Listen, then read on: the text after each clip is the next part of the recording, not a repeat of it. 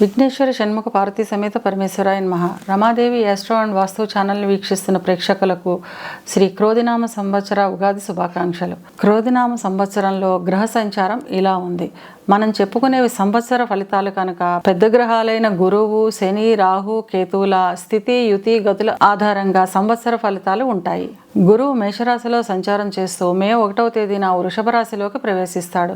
ఈ సంవత్సరం అంతా వృషభ రాశిలోనే సంచారం చేస్తాడు. శని తన స్వక్షేత్రమైన కుంభంలో సంచారం చేస్తాడు. రాహు మీనంలోను, కేతువు కన్యలోను సంచారం చేస్తున్నారు.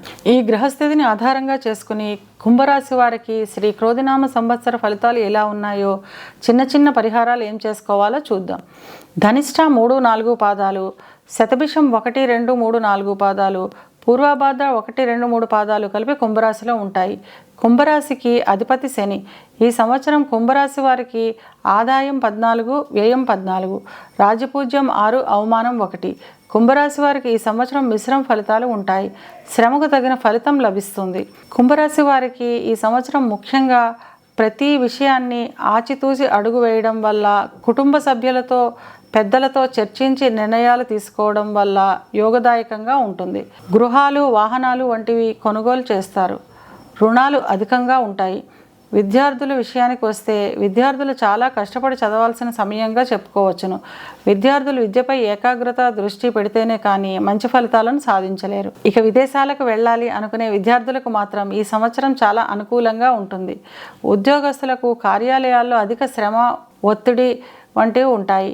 ఈ ఇబ్బంది నుండి బయటపడడానికి సంకటహర గణేశ స్తోత్రాన్ని చదవడం ద్వారా ఈ ఇబ్బందిని తగ్గించుకోవచ్చును.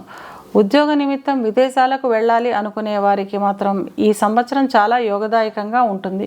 ఇక వ్యాపారస్తుల విషయానికి వస్తే వ్యాపారంలో మిశ్రమ ఫలితాలు ఉంటాయి.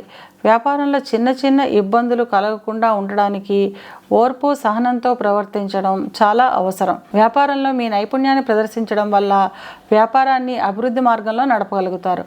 వివాహ ప్రయత్నాలు చేసేవారికి సంవత్సర ద్వితీయ భాగంలో అనుకూలంగా ఉంటుంది. వివాహమైన వారికి కుటుంబంలో ఆనందకరమైన వాతావరణం ఉంటుంది. ధార్మికమైన కార్యక్రమాలను చేస్తారు. కుటుంబంలోని పెద్దలతో ఆనందంగా, ఆహ్లాదంగా గడుపుతారు. గృహోపకరణాల రిపేర్లకు, వాహనాల రిపేర్లకు అధిక మొత్తంలో ధన వ్యయం చేస్తారు. ఏలినాటి శని ప్రభావం వల్ల చిన్న చిన్న అనారోగ్య సమస్యలు ఉంటాయి.